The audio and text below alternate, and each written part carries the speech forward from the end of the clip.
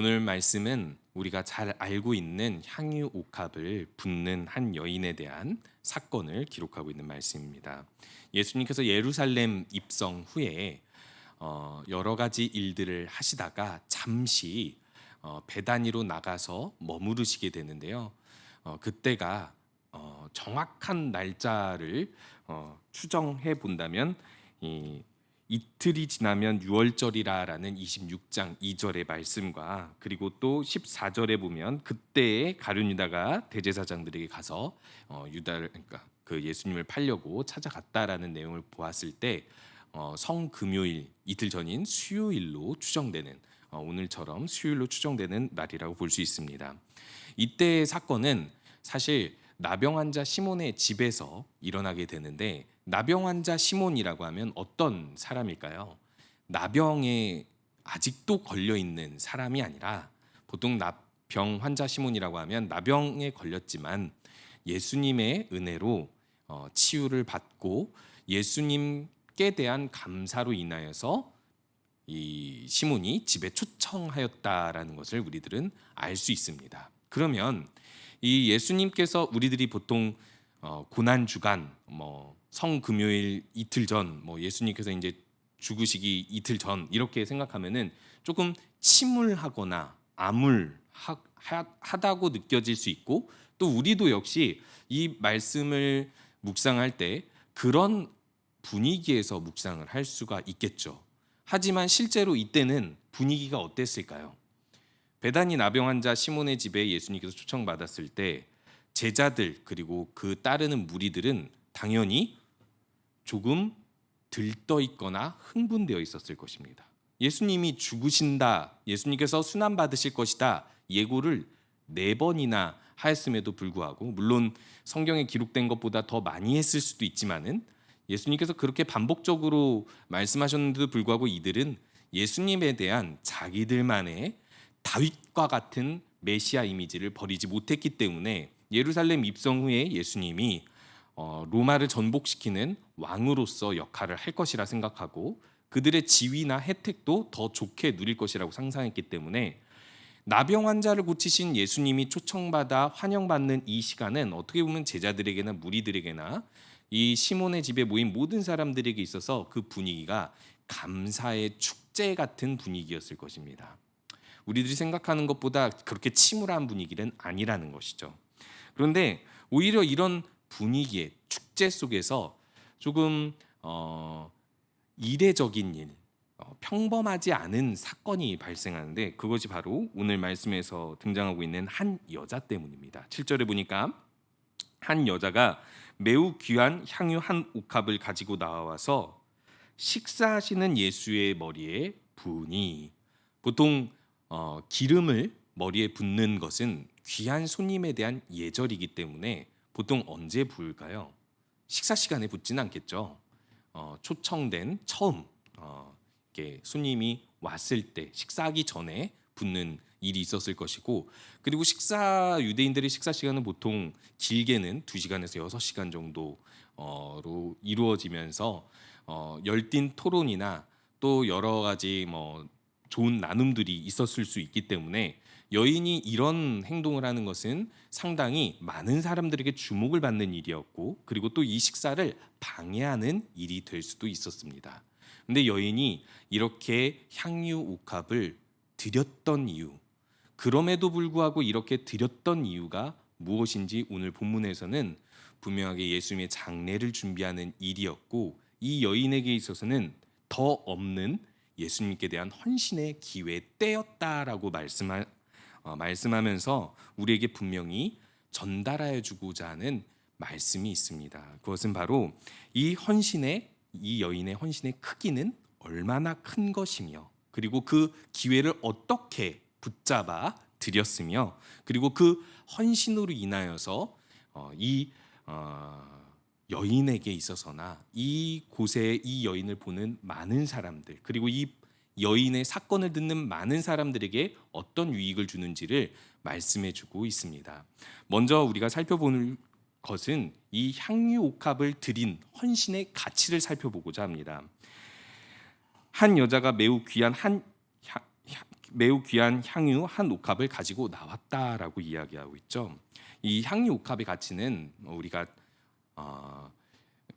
요한복음에서는 이렇게 표현하고 있습니다. 나드 한 근, 1리트라 정도로 표현하고 있는데 물론 이 향유가 요한복음과 같은 사건이라고 보았을 때, 그리고 이 여인이 마리아라고 보았을 때 나드 한 근을 드렸다라고 볼 수 있고, 혹여나 다른 여인이라고 본다 하여도 아마 그 당시에 많은 여성들이 가지고 있었던 혼수품, 가장 귀중한 물건, 공통적으로 일반적으로 가지고 있었던 물건이라고 볼 수 있었던 것이죠. 그렇게 본다면 이 값어치는요, 노동자의 1년 품삯으로 볼 수 있고, 요즘 돈으로 치면은 1,000만 원 이상의 가치입니다. 당시에 여성이 이런 향유를 가지고 있다라는 것은 어떻게 보면 이 여성의 평생의 귀중한 보물, 하나밖에 없는 보물이라고 할 수 있는데요. 이것이 어떤 때에 쓰여졌냐면, 보통 결혼을 해서 남편에게 귀한 손님이 찾아오면 그 손님에게 감람유 같은 일반적인 기름이 아니라 특별한 향유로 향수를 뿌리듯이 이렇게 대접해 드리는, 한두 방울로 대접해 드리는 용도로 쓰이곤 했었습니다. 그리고 남은 향유들은 이 남편이 죽었을 때 남편의 시체에 모두 쏟아붓는 역할로 이 향유 옥합은 쓰여졌었던 것이죠. 이례적으로는 가끔 종교 의식, 예배를 할 때 어떤 신에게 대한 헌신을 표현할 때 쓰여졌다고도 볼 수 있습니다. 그러니까 한마디로 이야기하면 아주 귀중한 가치를 표현할 때 이 향유 옥합에 몇 방울을 썼다라고 볼 수 있는데, 매우 귀한 향유 한 옥합을 가지고 와서 예수님의 머리에 부었다라는 것은 이것을 전부 쏟아내었다라는 것인데, 이 엄청나게 비싼 향유 옥합을 어떻게 보면 하루에 1,000만 원을 쓴 거잖아요. 근데 사실 실용성으로 봤을 때 예수님께 이 모든 양을 다 쏟아 부을 만큼의 가치가 있을까? 우리도 실용적으로 한번 생각해 보아야 합니다. 쉽게 예로 든다면 우리 향수를 쓸 때, 저도 처음에 향수 쓸 때 향수 냄새 날 때까지 뿌리고 나가 보니까 하루 내내 그 향수 냄새에 중독돼 가지고 내가 너무 많이 썼구나 이런 생각을 할 때가 있거든요. 근데 나중에 가서 향수를 몇 번 뿌리면 되는구나를 알게 되더라고요. 그러니까 적당한 양은 어찌 됐든 그리 많이 필요하지 않습니다. 근데 이 여인이 이렇게 붓는다라는 것은 사실 실용적으로 봤을 때도 적당하지 않고, 사실은 이런 식사 자리에서 이런 향유를 이렇게나 많이 붓는다는 것도 많은 사람들에게 좀 다르게 해석해 보자면 좀 피해를 주는, 자기만 주목받으려고 하는 행동인 것처럼 부정적으로는 볼 수도 있습니다.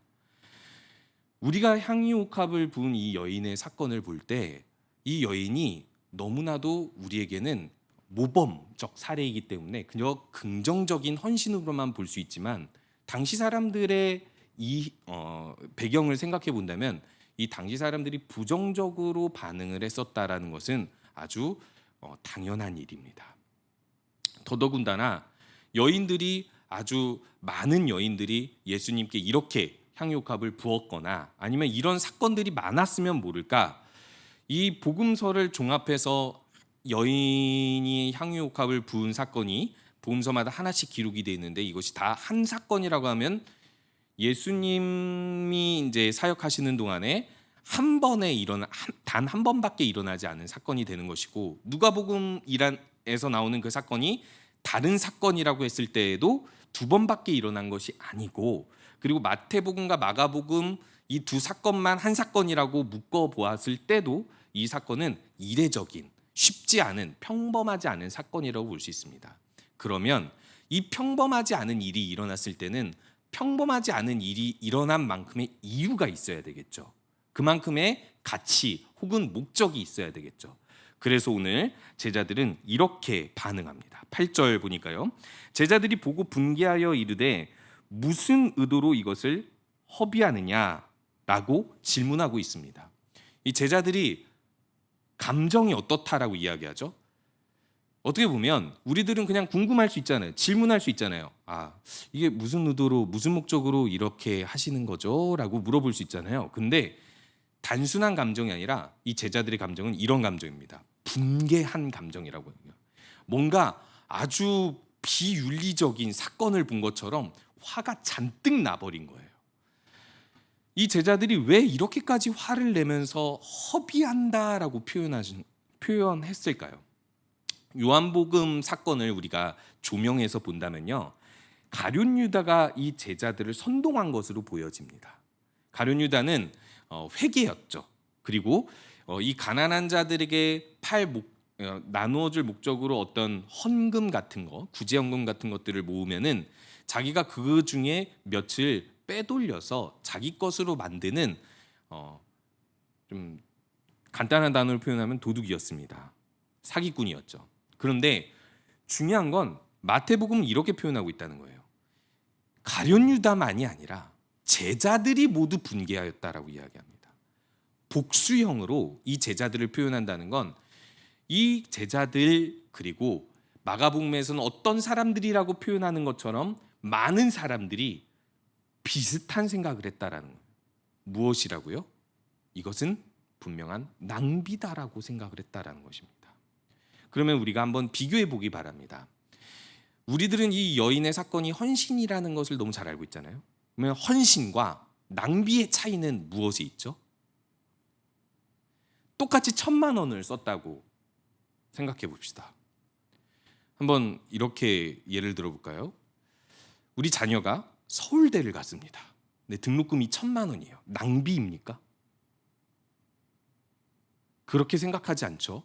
그런데 자녀가 해외로 여행을 잠깐 한 일주일 정도 아무런 목적 없이, 정말 그 어떤 유익도 생각하지 않고 아무런 계획도 목적도 없이 그냥 놀러 가기 위해서 일주일 동안 해외여행을 가는데 1,000,000원을 달라고 합니다. 그러면은 우리들이 어떤 반응을 하게 될까요? 무슨 의도로 허비하느냐 이렇게 질문하지 않을까요? 마찬가지입니다. 우리가 낭비와 헌신의 차이는 무엇에 있냐면요, 그것에 대한 타당한 목적과 가치, 그리고 때에 맞는 용도에 쓰여질 때 우리들은 그것이 타당한 헌신이라고 생각을 합니다. 그래서 오늘 제자들은 이렇게 표현하죠. 이것을 비싼 값에 팔아 가난한 자들에게 줄 수 있었도다. 여기서 팔아 주다라고 했을 때 팔다, 주다 둘 다 수동태입니다. 누가 파는 거죠? 누가 주는 거죠? 가난한 자들에게. 이 제자들이 직접 자기들이 여인에게 받아서 자기들이 팔고 자기들이 나누어 주면 그것은 허비가 아니라는 뜻이에요. 이게 참 이상한 논리죠. 자기들이 가지고 와서 자기들이 쓰면 이것은 허비가 아니라는 것은 한마디로 이야기하면 무슨 의도로라는, 무슨 목적으로 사용하려고 하느냐라는 질문에 숨겨져 있습니다. 이 여인이 예수님께 향유 옥합을 붓는 이 행동이 사실은 딱히 그만큼의 값어치와 그만큼의 목적이 보여지지 않기 때문인 것이죠. 왜 그럴까요? 예수님께서 순한 예고를 몇 번이나 했음에도 불구하고 제자들은 예수님의 십자가에 못 박혀 죽으심을 믿지도 못했고, 그 이후에 예수님께서 부활하시고 나서 곧 승천하시고 그렇게 예수님이 떠나실 것이라는 것을 제자들은 이해하지 못했기 때문입니다. 자, 그러면 우리들은 이렇게 생각해 볼 수 있겠죠. 이 여인은 그것을 이해했을까? 이 여인이 제자들과 똑같이 예수님의 순한 예고를 몇 번이나 들었을 수도 있고요. 그리고 못 들었을 수도 있습니다. 성경에서는 분명하게 기록하지 않으니까요. 이 제자 그룹에 이 여인이 포함이 되었다, 제자들이 이 순한 예고를 들었을 때 그 현장에 여인이 있었다라고 분명하게 얘기하지는 않고, 또 성경의 전체적인 맥락으로 보았을 때는 이 여인뿐만 아니라 예수님께서 돌아가실 것을 예측하는 사람들조차 있었던 것으로 기록되지는 않기 때문에 많은 사람들이 예수님께서 돌아가실 것을 예측하지 못하는 것처럼, 그리고 제자들조차 믿지 못하는 것으로 이야기하고 있기 때문에 여인이 확실하게 알고 있었다고 말하기는 어렵습니다. 단지 예수님께서 말씀하신 대로 장례를 이미 준비하였다라고 이야기했을 때 이 여인이 알고 준비한 것인지 모르고 이 헌신 행동을 통해서 준비한 것으로 여겨졌는지는 모르지만 중요한 것은 무엇이냐면 이 여인은 분명한 목적이 있었다라는 것입니다. 분명한 목적이 있었다라는 것은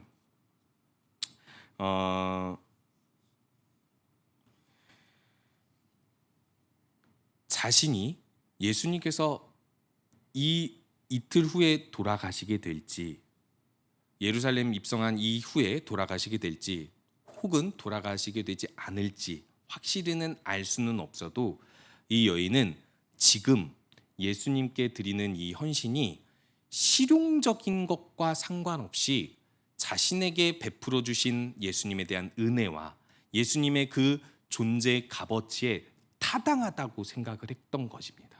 그렇기 때문에 이것은 실용성을 따질 문제가 아니라 예수님이 나에게 어떤 존재인지만 분명하게 안다면 이것은 어떤 때에 어떤 목적으로 드릴 중요한 문제가 되는 것이 아니라 그저 예수님께 이만큼 자신의 모든 전부가 될 만한 이 향유옥합 한 물건을 쏟아붓는 것이 이제 타당한 헌신이라고 이야기할 수 있는 것입니다. 우리들이 한번 우리의 헌신을 한번 살펴보시기 바랍니다. 우리들은 어쩌면 이 여인처럼 예수님께 온전한 헌신을 드렸던 적이 있을 수도 있고 또 계속해서 지금 드려왔을 수도 있습니다. 근데 이 본문을 통해서 우리가 한번 돌아보기 원하는 것은 우리들도 역시 가끔 주님께 대한 헌신의 실용성을 따진다는 것입니다. 그 실용성을 따지고 실용적이지 않을 때 이것이 허비가 아닐까라는 생각을 하게 된다는 것이죠.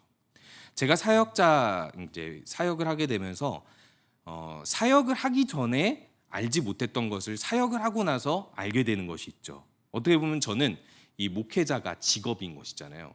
근데 제일 부러운 게 뭔지 아세요? 제 친구들 혹은 제 주변의 제 또래의 사람들은 10년, 20년 회사 여러 가지 일들을 하면 뭐가 쌓이냐면 경력이 쌓입니다. 그리고 그 경력을 인정해 줍니다. 그리고 대부분의 사람들이 일을 하면 그만큼의 보상을 받죠. 그 보상이 무엇이 됐든 그것이 돈이 됐든 명예가 됐든 아니면 어떤 것이 됐든 그것은 점점 더 시간이 지날수록 전문성과 경력과 그 모든 보상의 값어치는 더 많이 쌓입니다. 근데 어떤 것이 제일 부럽냐면 노력한 만큼 결과가 있다는 것이 제일 부럽더라고요. 돈이고 뭐고를 떠나서. 근데 목회라는 것이 노력한 만큼 보상이 있지는 않거든요. 예를 들면요. 한 성도를 두고 열심히 양육을 하잖아요. 열심히 양육을 하고 열심히 기도해주고 열심히 사랑을 주면 반드시 그 사람은 성장하나요? 절대 우리를 배신하지 않고. 전혀 안 그렇죠. 가끔은 이해할 수 없는 일들이 생깁니다. 나는 그리 많은 헌신을 하지 않았는데도 하나님께서 은혜를 베풀어 주셔서 더 많은 성장을 맛보게 해주실 때도 있지만 오히려 우리가 신앙생활을 열심히 하다 보면은 느껴지는 게 뭐냐면 내가 하는 헌신만큼 주어지는 보상이 없다는 거예요. 그러면 우리들은 마음속으로 무슨 생각을 하게 되냐면 과연 이 헌신이 실용적일까? 더 할 필요가 있을까? 여기 많은 분들이 이제 목자 예비 목자님들이니까 굳이 우리가 이제 적용을 해본다면 우리가 목장에서 목자 역할, 예비 목자 역할을 하면서 실용적으로 어떤 보상이 주어지지 않는다면 목원들의 성장, 우리 목장의 부흥이 우리 눈에 보여지지 않는다면 우리들도 혹시 이런 생각을 하게 되지는 않을까요? 내가 하는 것이 허비는 아닐까?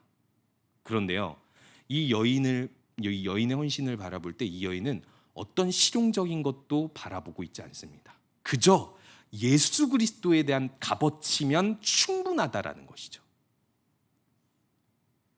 이것이 바로 헌신입니다. 그것이 어느 때든 어느 정도의 값어치든 어떤 목적이든 상관이 없어지는 거예요. 분명히 이 사람은 이렇게 될 거야. 이때만 그래야 돼. 그리고 이런 목적이 있어야지만이 나는 헌신할 수 있어. 이것은 헌신이 아닙니다. 이거는 실용적인 것이죠. 그런데 믿지 않는 사람들은 이것이 어떻게 보여질까요? 어떻게 보면 목적, 실용성 없는 우리의 헌신이 어떻게 보여지죠? 낭비로 보여지는 것입니다. 그래서 오늘 이 말씀을 통해서 한 가지 살펴봐야 할 것은 내가 보기에도 남들이 보기에도 낭비라고 느껴질 만큼 우리가 힘에 지나는 헌신을 해야 진정한 헌신이라는 것입니다. 우리가 헌신을 적당히 혹은 실용적인 결과가 있을 때만 한다라는 것은 그것은 오히려 헌신이라고 보기 어렵습니다. 진정한 헌신은 예수 그리스도의 가치, 그 은혜가 무한하기 때문에 우리의 모든 것을 그 어떤 결과나 보상 없이도 드릴 수 있는 것입니다. 두 번째로 이 헌신의 가치를 이 여인이 어떤 때에 드렸는지를 우리가 살펴보기 원하는데요. 예수께서 이들의 생각을 아시고 이 생각에 대하여 답하십니다. 여인은 자신이 어떤 의도로 이 행동을 했는지에 대해서 말하고 있지 않습니다. 예수님께서 대변을 해주는데요. 이 여인이 내게 좋은 일을 했다라고 이야기하는데 내게 좋은 일을 한 것이 장례를 미리 준비한 것이었고 11절에서 예수님께서 이런 말씀하십니다. 가난한 자들은 항상 너희와 함께 있거니와 나는 항상 함께 있지 아니하니라 라고 이야기를 하면서 그러니까 예수님께 헌신할 이 기회는 항상 있지 않는 기회라고 이야기를 합니다. 그런데 반대로 가난한 자들에게 할 수 있는 가난한 자들에게 나누어 줄 수 있는 이 헌신은 언제나 할 수 있는 기회가 있다라고 이야기를 하시는 거죠. 그것을 통해서 예수님께서 말씀하시고자 하는 것은 무엇일까요? 이 헌신의 기회를 붙잡은 사람의 특징이 무엇인가를 드러내고자 하는 것입니다. 그러면 제가 아까 설명했던 대로 이 여인은 정말 예수님께서 돌아가심을 알았기 때문에 헌신했을 수도 있고요. 그것을 믿었기 때문에, 다른 사람들은 못 믿어도 이 여인은 그 비밀을 알았기 때문에 헌신했을 수도 있고요. 아니면 종교 지도자들이 워낙에 예수님께 위협을 가했고 이 예루살렘 입성 후에 그들이 죽이려는 계획이 어떻게 보면 일반 사람들에게도 알려질 만큼 큰 충돌이 있었기 때문에 죽음을 예측했을 수도 있고요. 아니면 제자들처럼 진짜 예수님께서 왕이 될 것이라고 상상했을 수도 있습니다. 그런데 중요한 건 이 여인은 이 헌신의 기회를 붙잡았다라는 것이죠. 왜 어떻게 헌신의 기회를 붙잡았다라고 이야기하는 것일까요? 예수님께서 자신의 이 향유옥합을 붓는 이 헌신을 받을 수 있는 기회가 지금밖에 없다라고 생각했기 때문입니다. 항상 있는 것이 아니라 지금밖에 없다라고 생각했기 때문인 것입니다. 그 이유가 어찌됐든 간에요. 그런데 이 본문이 더 드러내고자 하는 것은 무엇이냐면 복음이 전파되는 곳에서는 이 여자가 행한 일도 말하여 그를 기억하게 된다라고 이야기하는데 13절에서요. 자, 여기서 중요한 게 뭐냐면 이 여인이 예수 그리스도의 죽음 앞에서 행한 일은 어느 곳에서나 기억되는데 동일하게 기억되는 사실이 있습니다. 그게 무엇이냐면 제자들의 반응입니다. 제자들은 예수님의 죽음 앞에서 예수님을 향한 그 어떤 헌신의 기회도 갖지 못합니다. 물론 제자들이 예수님을 따랐다는 것 자체가 헌신이고 그것이 예수님께 좋은 일이 될 수도 있지만 적어도 예수님의 이 장례를 준비한 이 여인만큼 되지 못한다라는 것을 예수님께서 분명하게 이야기해주고 있는 것이죠. 복음이 전파되는 곳에서 이 여인이 예수님의 죽음의 그때 우리가 흔히 말하는 고난주간의 때에 헌신을 한 그것이 이 여인 말고 한 사람이 없다라는 것입니다. 오로지 이 여인밖에 없다라는 것입니다. 그러면 이 여인은 어떻게 기회를 잡았다라는 것이죠? 예수님께서 순한 예고를 한 걸 듣고 믿었기 때문에 강조점은 무엇이냐면 언제든지 예수님께 헌신할 준비와 마음이 되어 있었기 때문이라고 말할 수 있는 것입니다. 제가 어렸을 때 이제 상처가 되었던 기억이 있는데요. 저희 아버지가 이제 췌장암 말기로 돌아가셨기 때문에 투병 생활을 1년 반을 했습니다. 저는 10살에 아버지께서 돌아가셨기 때문에 초등학교 1학년 때부터 투병 생활을 하시고, 그렇기 때문에 사실 아버지께서 돌아가실 거라고 생각 못 했습니다. 근데 지금 기억해 보면 조금만 제가 나이가 들었어도 아버지의 모습은 딱 돌아가실 모습이었습니다. 이렇게 피부가 다 노랗고, 이제 나중에는 돌아가시기 일주일 전에는 보라색이었습니다. 이렇게 피랑 뭐 이제 신장이랑 다 마비돼서, 그러니까 수술로 다 장기를 다 잘라냈기 때문에 누가 봐도 돌아가실 분이었고, 형은 그것을 알고 있었습니다. 근데 돌아가시기 바로 2, 3일 전에 대한 저의 기억인데, 아침에 아버지께서 겨우 앉아서 밥을 먹는데, 이렇게 상에서 밥을 먹는데요. 이게 형, 저, 아버지 이렇게 앉아 있는데, 아버지께서 저한테 성우가 저기 화장지 좀 갖다 줘라 이렇게 얘기를 하는, 휴지. 근데 제에서 팔 2번 가야 되는 거리였는데 형한테는 팔 1번 가는 거리였던 거예요. 근데 제가 형이 더 가까운데 왜 나한테 시키지? 그 생각을 했던 기억이 생생합니다. 그래서 형이 갖다 줘.